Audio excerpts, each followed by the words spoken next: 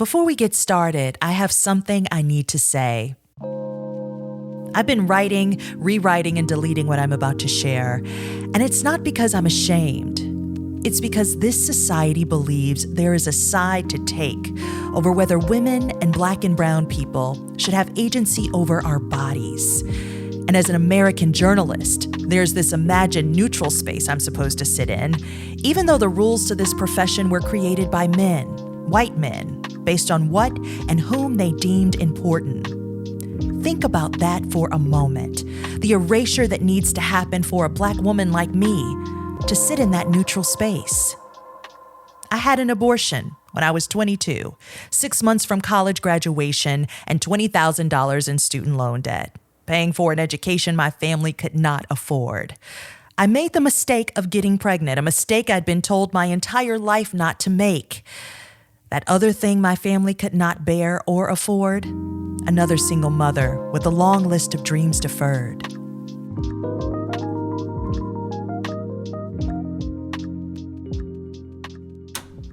If I'm really still, I can feel myself back in Columbia, Missouri, at that abortion clinic, on that table, minutes away from what felt like a shackle being removed. I was so broke during that time, I considered all those barbaric things I'd read about women doing before Roe versus Wade. Throwing myself down the stairs, punching myself in the stomach, taking a bunch of pills. Some people who loved me scraped up enough money to help me pay. When the doctor walked into the room, he asked a question I wasn't expecting. "What are you studying to be?" The words "to be" sounded so optimistic. I told him, a broadcast journalist. With a smile, he looked into my eyes and said, "Maybe I'll see you on TV one day." I used to replay that exchange and cringe every single time. Only now do I know, maybe what he knew the moment he walked into that room with me. That abortion he was about to give me was another chance at freedom.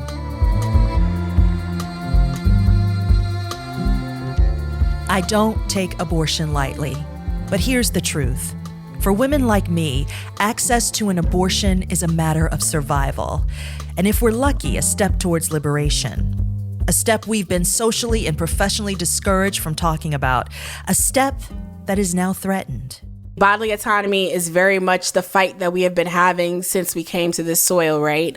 And I think in a post-Roe world, in many ways, we're having, a similar fight. I won't say the same, but a similar fight that our ancestors has fought to be able to define for ourselves what we are doing and what that looks like. What does body autonomy and reproductive health look like for Black women in a post-Roe v. Wade world? That's the topic we're taking on this episode of Truth Be Told. Stay with us.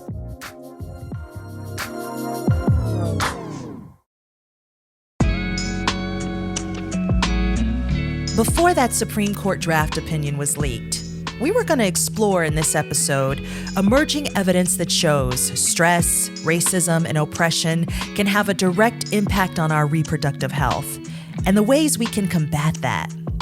Fibroids, cancer, even routine health events like menopause have a spiral of cause and effect for Black women. Our minds know it, our bodies know it, which means for us, this impending abolishment of abortion access adds another layer of complexity. Having Roe codified as law, having access to abortion as law is great, but it's the basics, right? Like really what people need is the full protected right to define for themselves when and how and if they will have a family. That's a very personal decision that people should be able to make. That's Anoa Changa, and she's a journalist too. Anoa recently wrote a comprehensive article for Harper's Bazaar titled, "What's Next for Roe v. Wade?" We're going to talk with her about what body autonomy might mean for us in the future. But we just couldn't throw away that very important discussion we had planned about Black women and our bodies.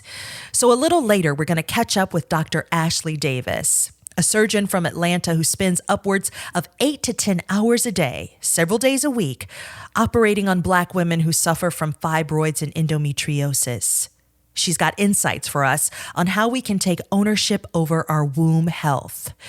And healer Omisade Burney-Scott and I got on the line to talk about the ways we can get past the shame of it all during this moment.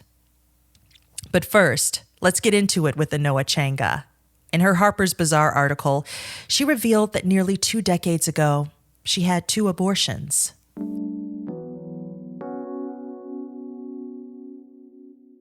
Yeah, so the first one was about 17 years ago, and the other one I think maybe was more like 14 or 13 years ago. But I was a young mom with 2 kids. My second child was maybe not even around 1. And my partner at the time and I, their father, and I became pregnant again. I was in school. He was either still in school or was just starting to work, and it was not an optimal time. It was not a light decision to make. I remember talking with my mom about it. I was like, well, I already have 2 children. Is it fair for me not to have, another one? And my mom was like, what are you talking about?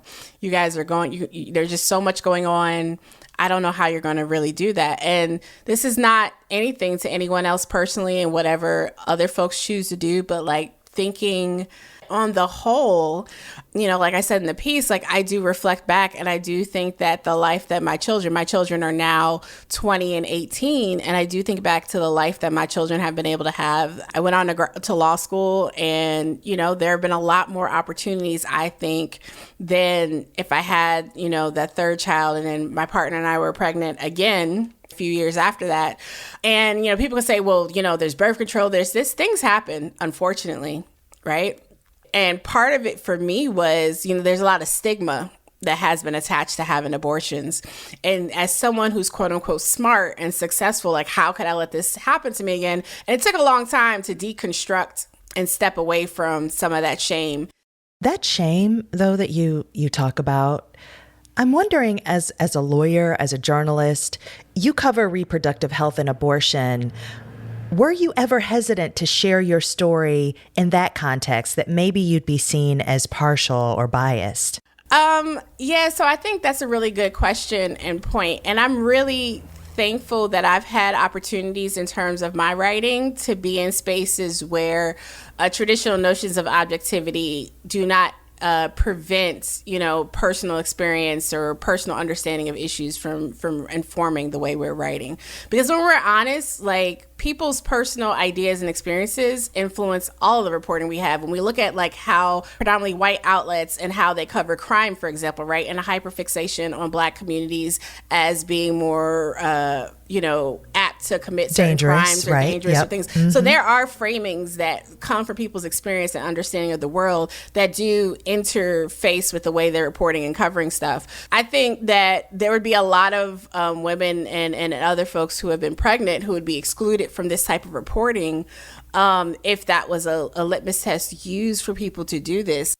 You make this point in your Harper's Bazaar article that this is more than just about abortion. Mm-hmm. It is also about full body autonomy.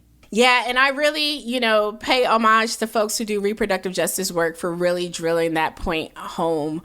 There's been a whole conversation during the pandemic about the childcare crisis and how expensive childcare and how the lack of affordable childcare and the lack of affordable, actually good paying jobs has forced so many women, particularly Black women, out of the workforce. While folks have been coming back into the workforce, it's still, that issue still exists, right?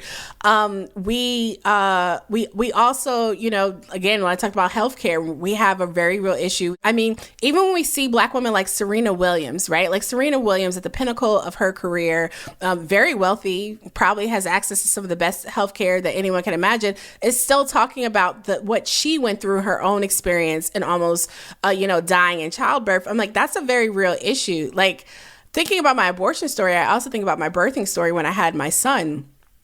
My son ended up being breech. And so I ended up having to have a C-section with my daughter at 20. I had to have a C-section, delivery stalled. It was taking a long time, so we went ahead and opted to have a C-section. My son ended up being breech, so I had to have another C-section.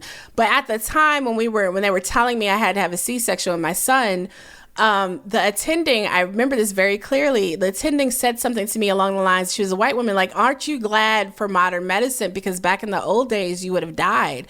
And I just looked at her, then I looked at my mother, and I was like, please keep her away from me, though. Because even though we have modern medicine, you don't say nothing like that to nobody in labor.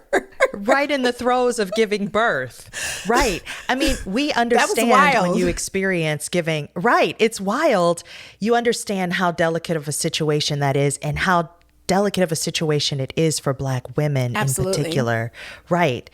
You know, before this draft decision, this episode was about Black women understanding their reproductive systems and the ways we can nourish our bodies to help facilitate a strong womb, which has an impact on our overall health. And of course, all of those external things have the ultimate impact. But this comes back, though, to having full body autonomy, something that we historically as Black women have not had. Absolutely. You've spoken to several politicians on this issue of abortion and access to health care who say that this is the time to fight and not flee. What does that fight look like in a post-Roe v. Wade world? Yeah, that's a really good question. And I guess I want to clarify too about the fight, not flee, because I understand and recognize that there are some families, there are some people who may be faced with dire conditions because we don't have necessarily the same laws being passed. They're trying, but they haven't quite passed the same laws here in Georgia as they have in like a place like Texas, right? But reason why I do believe in like staying and fight for those who can is because there are those among us who don't have the choice, right? They have to stay there. And I don't want to just leave people by themselves to be left alone, because we already know this is about power. It's about domination and control. And when people are left without that support, they will be eaten up by the machine. It happens all the time. And so when I'm thinking about the folks that I talk to, I mean, it could be as simple as, you know, State Representative Renita Shannon here in Georgia in 2019, when they were trying to pass a 6-week abortion ban, she refused to yield the weld, right? We do not have the filibuster here in Georgia. And all that Renita could do was simply refuse to sit down and yield after she made, you know, part of the closing statement for Democratic caucus. Unfortunately, at the time, her colleagues did not support that action. She had to be physically removed by members of her own caucus. But what it did when that went viral, when people saw what was actually happening, when people saw what the fight was really about, it galvanized folks in a very real way. And it helped the reproductive justice orgs and abortion activists here in the state. It gave them, you know, a point of reference for people to really understand like what was at stake. And it really galvanized people to getting behind some of the collective organizing efforts. And it helped those folks be able to tie the battle around abortion and reproductive rights and reproductive justice to electoral politics in a way that I don't think has been done in more recent years. This is a personal question for you, but what does body autonomy and liberation mean to you in a post-Roe v. Wade world? I think what you said about Black women historically, Black people historically, and how, I mean, bodily autonomy is very much the fight that we have been having since we came to this soil, right? And I think in a post-Roe world, in many ways, we're having, you know, a similar fight. I won't say the same, but a similar fight that our ancestors has fought to be able to define for ourselves what we are doing and what that looks like. So for me personally, that is, you know, supporting through, you know, my journalism and work, amplifying the voices of people who are directly, you know, doing that work, but also providing for my kids so that they have an understanding for themselves of what is going on.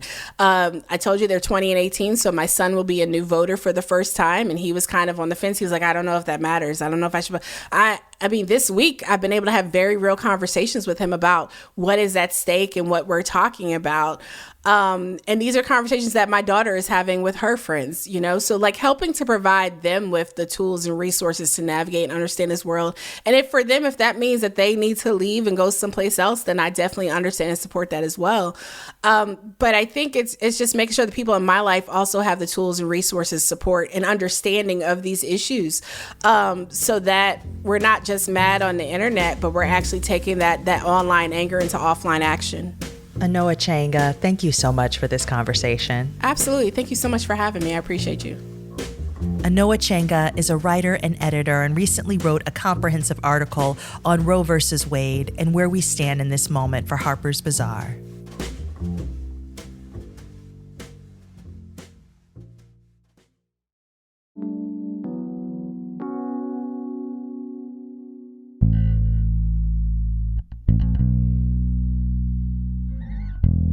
When Dr. Ashley Davis was 16, she watched her grandmother die of cervical cancer, which was totally preventable if she had access to medical care that affirmed her humanity. Dr. Ashley is now a surgeon at the Fibroid and Pelvic Wellness Center in Atlanta, Georgia, and also happens to be my cousin-in-law. We had a chance to catch up and started off by talking about the reasons Black women suffer more than other women from fibroids and endometriosis. Fibroids, for folks who may not know, are non-cancerous tumors made up of muscle cells and connective tissue that grow in our uteruses and in our breasts. They can be not only painful, but they can cause heavy menstrual bleeding, back pain, frequent urination, pain during sex. And you were sharing with me that 70% of all women suffer from fibroids and 80% of Black women suffer from them. You say that 10% difference is significant. Yes. It's significant because about 20 to 50% of those patients that have fibroids are going to be symptomatic. The majority of fibroids are asymptomatic. They're small. They may not be in a part of the uterus that causes heavy bleeding or pain, or may not be large enough to cause heavy bleeding or pain. But that 20 to 50% of those women who have symptomatic fibroids, Black women are 3 times more likely to be diagnosed with fibroids. They have more severe symptoms, more likely to be hospitalized. What are some of the theories as to why more Black women suffer from them, that 10% difference between the rest of the population? Stress, chronic stress, is a significant risk factor for fibroids, and Black women, on average, experience much more stress as a result of racism, as a result of socioeconomic disadvantages.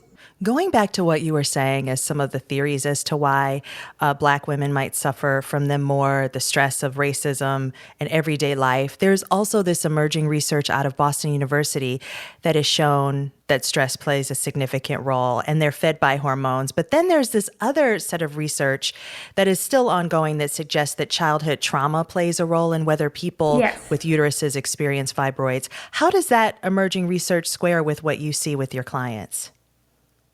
Definitely women that have have really stressed out, who have experienced a lot of hardship in life, can tend to have more severe symptoms and bigger fibroids. I think the other confounding factor is women who have maybe suffered before or had been suffering a lot in their life, they tend to ignore the symptoms and think that they're normal. And there's a delay in diagnosis of uterine fibroids in Black women, and that also contributes to the disparity.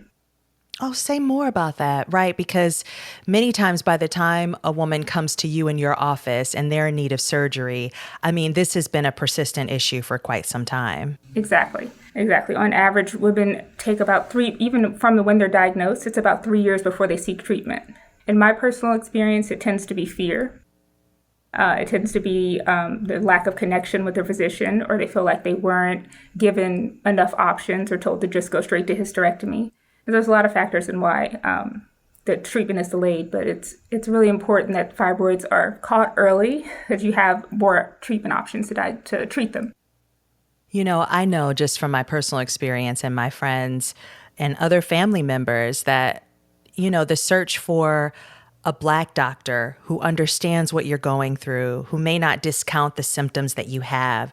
I mean, that is a really hard thing to take on because it takes a lot of research. And so the women who come from the Atlanta area to see you and women who come from other places, they're searching for you because they're looking for someone who understands. Does that ever feel like you've become kind of a de facto therapist? Oh, absolutely. I had that conversation today with one of my patients. I said, I'm part gynecologist and part therapist. As I was telling her that she needed to take care of herself and she needed to focus on her health and not just keep going and going and running. But I think that's a huge part. I know that's a huge part of the physician-patient relationship. Your patient has to trust you, your expertise, one, and they have to feel like you care about their problem.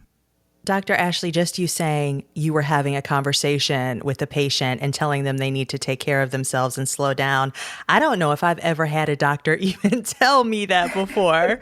Yeah, I mean, what are some of the things that they share with you where you're able to impart some of those therapeutic lessons beyond just here's your diagnosis, here's my prescription for you? I mean, you're actually listening to women's stories and not only the fact that they have fibroids, but how these fibroids are impacting their lives. I remember one woman in particular, she had a very large fibroid and was severely anemic, so much so that she needed a blood transfusion.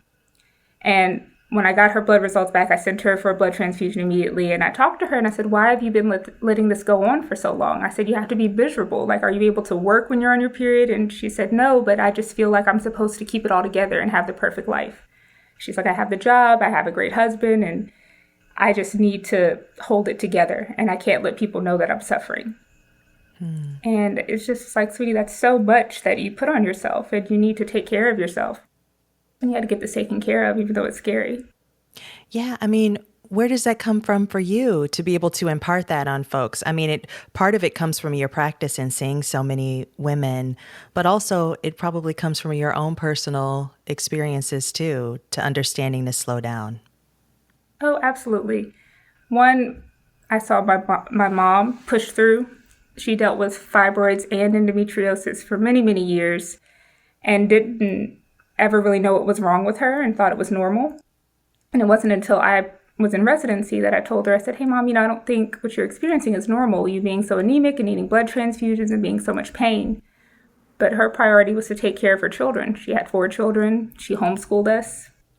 And she didn't put herself first. And that had to change. This is so powerful, Dr. Ashley, because so many of us Black women have to mentally and emotionally prepare ourselves to go to the doctor because we've been discounted so many times before. I'm just thinking about my experiences with the doctor and how I set myself up like I've got to know every single thing and I have to have an answer for every single thing. And that's crazy because the doctor is the one that you're going to ask for, treatment or a lens into what's going on with you. What options do we have other than surgery? Are there preventative measures we can take when it comes specifically to fibroids and also with the treatment of maybe some other things like endometriosis, which is also something that's pretty common? The only thing that has been really shown in studies to decrease your risk of fibroids is vigorous exercise. So that's one thing that you can do. There also may be a link with low vitamin D and fibroid development. So taking a vitamin D supplement, getting your vitamin D checked is also important. Avoiding red meat, alcohol, cigarette smoking, all of these things can contribute to fibroids. I think that the biggest thing that women need to understand when it comes to fibroids is that understanding the symptoms and knowing when to seek treatment and to seek evaluation. If you have periods that are very heavy, where you're bleeding through your sanitary napkins or bleeding through your clothes, that last longer than 7 days or are very painful, where you're not able to do your normal activities, you need to seek treatment. And if the first person that you see doesn't listen or doesn't offer you any diagnostic testing or any solutions, then you need to seek a second opinion. When we think about what treatments are out there, once we go to someone and we say, okay, we have all these symptoms like heavy bleeding and all of the other types of symptoms, what are some of the treatment options? I know about birth control as a means to be able to regulate your period, but what are some other things? So we have birth control. There are also other treatments that work as GnRH agonists that can actually lower your estrogen levels, that can help control the bleeding and the symptoms of fibroids. They also have estrogen with them because when you lower your own estrogen levels, you can have hot flashes, but they have add-back therapy added in. So that is a treatment. The important thing to note with medications is that we're not actually treating the fibroids, but we're treating the symptoms, which is valuable. And that's the way birth control or these other type of medications work, to control the bleeding and sometimes the pain so women are able to function and go about their day-to-day activities. When we feel like something is wrong and our doctor isn't listening, what can we say to make sure we get the next level of care we should probably get? Everyone's not going to be able to have a Dr. Ashley. So I love this question because I think it's really important to have, meet women where they are and help them be able to advocate for themselves. So I say, if you have any of the symptoms I described of heavy periods, you ask your doctor, go in and say, I think this is a problem. The advice I would give you also is to make an appointment specifically for that problem. Don't mention it at a wellness appointment or another appointment. Make an appointment, say I'm coming in for heavy bleeding or I'm coming in for pain. So the doctor kind of knows what to expect and can give you the appropriate time. Secondly, if you feel dismissed, you say something and say, I don't feel like you're listening to me. Why don't you think I should have an ultrasound? Why don't you think I should have imaging? And ultimately, if they just really are dismissive, I would get a second opinion and go to someone else. Right. I think that one thing that many women of color who might be what's deemed overweight will hear right away, oh, well, you just need to lose weight. That's the problem. Yes. And that's a huge problem. Weight loss is not the solution to fibroids, unfortunately. I wish it was that simple. Dr. Ashley Davis, gynecologist and surgeon at the Fibroid and Pelvic Wellness Center of Atlanta, and also my cousin-in-law. So nice to have you. Yes. Thank you for having me. This is awesome.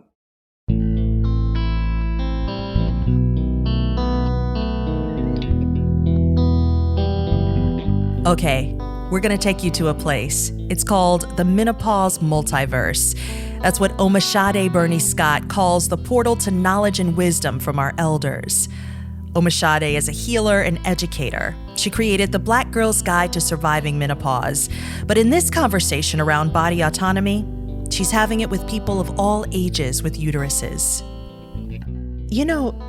Why we really wanted to talk with you is because of the groundbreaking work that you're doing and having these open conversations about this cycle and about this moment of menopause and the importance of understanding your body. And there is this belief that the womb is our deepest spiritual center, and also for so many of us, the place that we feel the most disconnected from.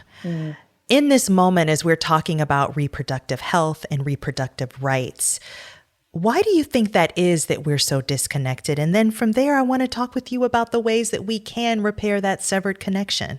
My sense is that the disconnection, one, to our bodies as an entirety. There's a really interesting, consistent, very persistent narrative that I hear, in particular from Black women, Latinx women, and other women of color around the disconnect between themselves and their bodies, not feeling like they own their bodies, not feeling like they have agency over their bodies, not feeling like they feel good about their bodies, right? And I'm thinking, well, this all attaches to messages. Where are the messages that you received? Where'd they come from?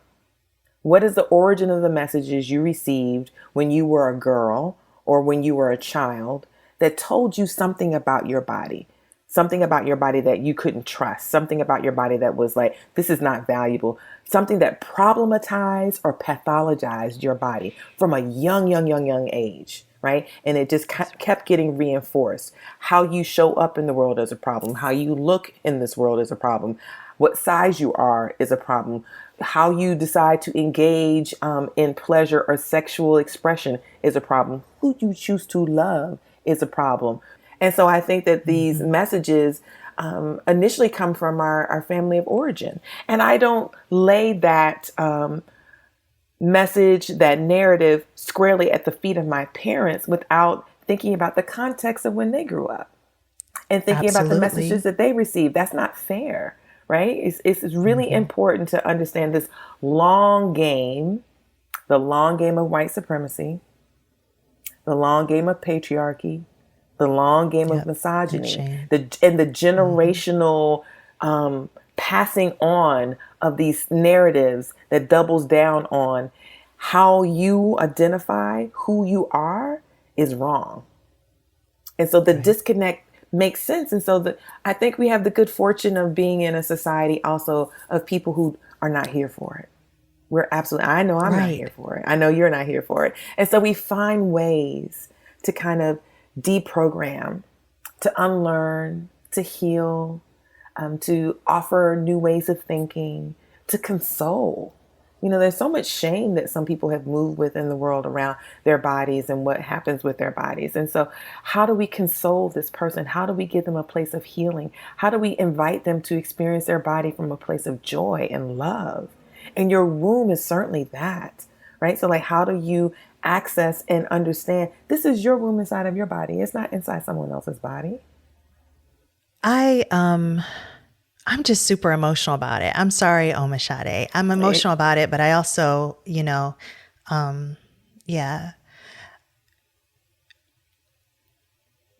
Sorry, just give me a second.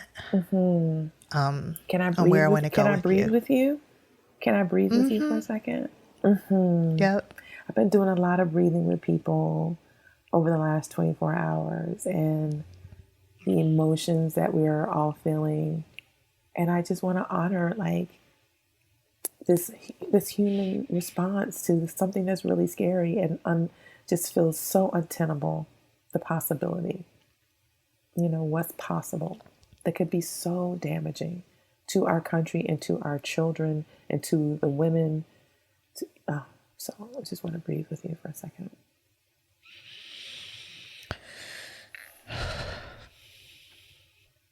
Thank you for that. Thank you. What also makes your work so powerful is this assertion that our stories do matter. That speaking your truth, speaking about something that people feel shame about, which is menopause, is important. And that just crossed my mind in you talking about people sharing their abortion stories, because it has been a point of shame for so many people.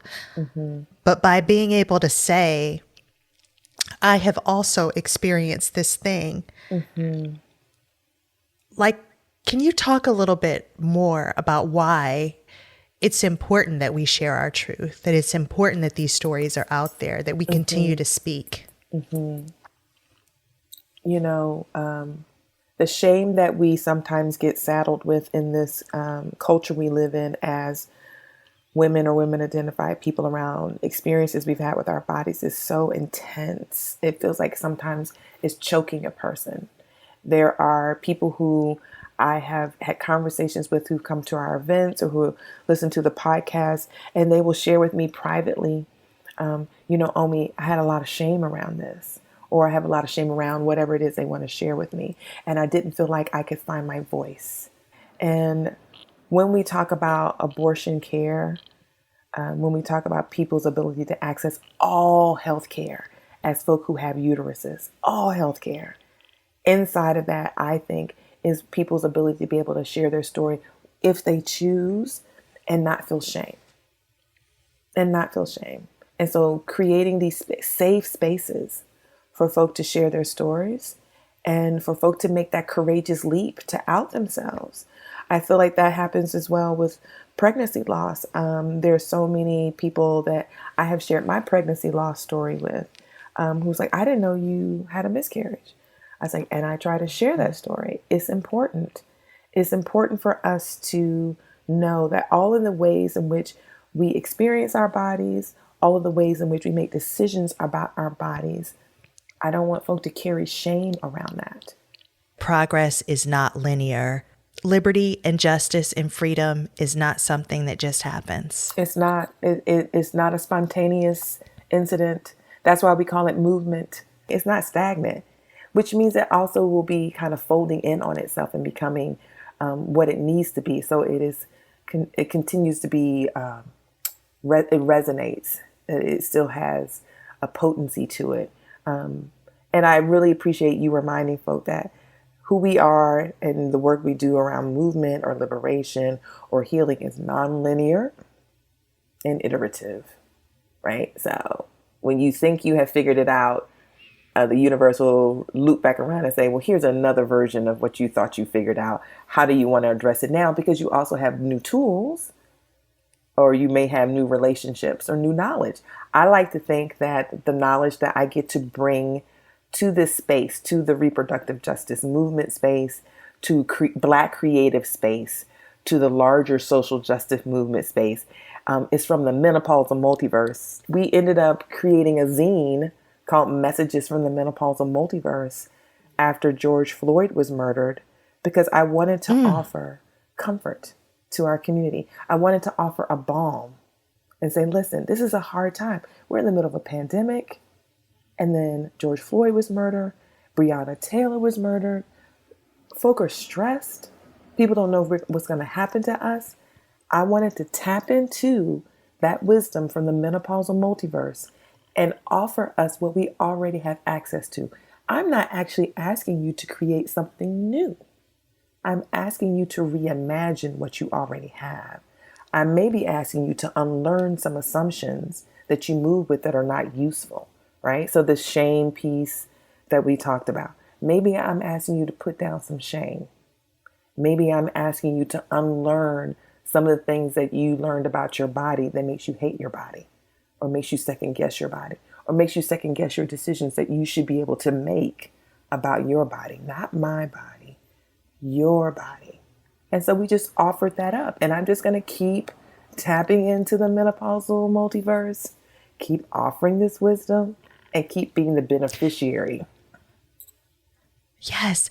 So from this menopausal multiverse, what's the takeaway you want people to sit with as they're thinking about this impending Roe versus Wade decision? Ooh, I just got a chill. There is beautiful wisdom from those granny midwives. There's beautiful wisdom from those aunties who never had children. There's beautiful wisdom from those mothers who had 10 and 12, 13, 15, 20 children.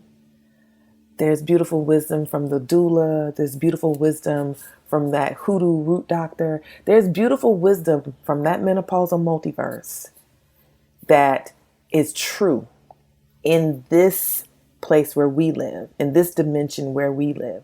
There is history,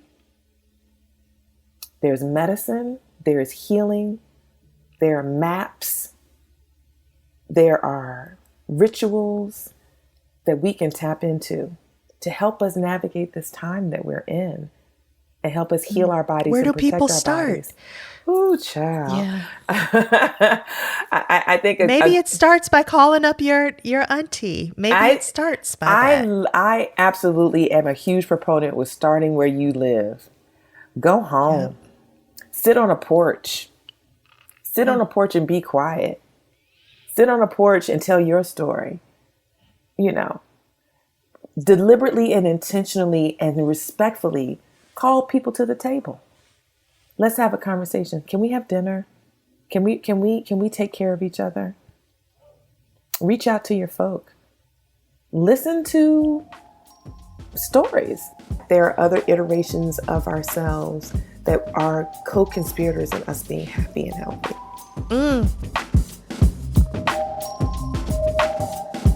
Omisade Burney-Scott is a healer and the creator of the Black Girl's Guide to Menopause. We're going to have Where to Find Omisade, Dr. Ashley, and the work of Anoa Changa on our website, deartbt.com. And hey, leave us a review on Apple Podcasts, will you please? Your ratings and reviews help people find the show. Thank you in advance.